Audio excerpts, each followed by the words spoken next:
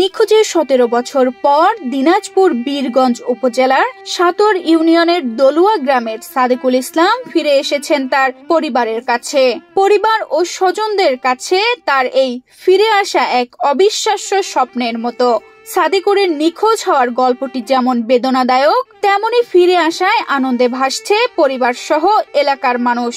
24 December ভারতের কলকাতায় একটি মানসিক হাসপাতাল থেকে চিকিৎসা শেষ করে দেশে ফিরেন তিনি।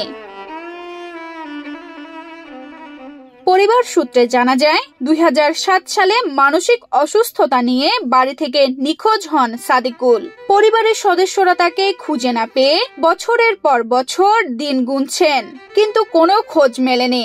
অবশেষে 2024 সালের শুরুর দিকে বীরগঞ্জ থানা থেকে পরিবারের সদস্যরা জানতে পারেন তিনি কলকাতার একটি মানসিক হাসপাতালে আছেন।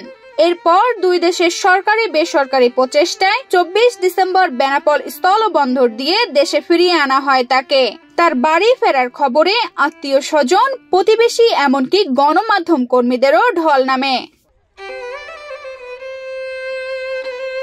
সাদেকুলের বাবা মোহাম্মদ আকবর আলী একজন কৃষক, মা মোসাম্মদ সিদ্দিকা বেগম গৃহিণী। 4 ভাই 1 বোনের মধ্যে সাদেকুল সবার বড়। ছোটবেলা থেকেই তিনি সংসারের কাজে বাবাকে সহযোগিতা করতেন।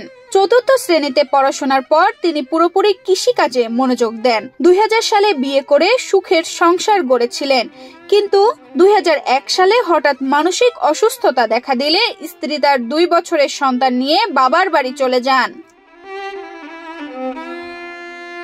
2007 সালে নিখোঁজ হওয়ার পর দীর্ঘদিন খুঁজে ফিরে তাকে পাওয়ার আশা ক্রমেই ফিকে হয়ে যায় পরিবারের।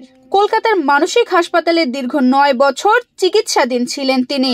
সেখানকার একজন কর্মকর্তা শুক্লার সহযোগিতায় তার ঠিকানা চিহ্নিত করা হয়। এরপর হাসপাতাল কর্তৃপক্ষের মাধ্যমে তার দেশে ফেরার উদ্যোগ নেওয়া হয়। দেশে আছেন বাবা মা সবাইকে পেলাম, ভাই বোন সবাইকে পেলাম, এই আর কি।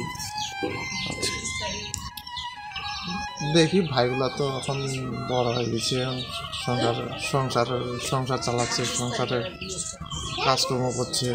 দেখি আর একটু কোনো উন্নতি। এখানে আজকে যেখানে নিয়ে গেছিলো কোনো ভাই সাহেবটা বলছে যে ওখানে তো কাজ করে করছিলে, ঠিক আছে আমি দেখবো তোমার জন্য, সেরকম যদি পাই ছোটো কোম্পানি তোমাকে নিয়ে আসবো। সাদেকুরের বাবা আকবর আলী বলেন, আমরা মনে করেছিলাম তাকে আর কোনোদিন জীবিত পাবো না। আল্লাহর রহমতে তাকে সুস্থ অবস্থায় ফিরে পেয়ে এই পৃথিবীটা নতুন মনে হচ্ছে। 11টার সময় আসার পরে ছেলে আমার দরজা থেকে বাইরে আমাকে সালাম দিয়ে আমাকে জাবড়ে ধরলো আর কি। পরিচয় সালাম দিয়ে খুব একটু কান্নামন্দ হলো আর কি। ছেলেটা দেখে আমি অনেক খুশি হয়েছি। এখন আসছে আমার বাসায়, যারা পাঠাইছে তাদের উপর আমি বেশিরভাগ দেখি, তাদের উপর আমি একটু আল্লাহ সেজন্য আল্লাহ যেন ভালো হোক, আমাকে আল্লাহ যেন ভালো। আর ছেলের জন্য আমিও দোয়া করছি যেন ছেলে আমার ভালোভাবে চলে। এই কামনা আমি শেষ করছি। ছোট ভাই আজিজুল হক আবেগে আপ্লুত হয়ে বলেন, ভাইকে পেয়ে তাকে জড়িয়ে ধরে অনেক কেঁদেছি। এটা ছিল আনন্দের কান্না। আমাদের বাড়িতে এখন আনন্দের বন্যা বইছে। সাদেকুলের বাল্যবন্ধু আব্দুল খালেক বলেন, সাদেকুল ছিল খুব পরিশ্রমী। তাকে ফিরে পেয়ে মন ভরে গেছে।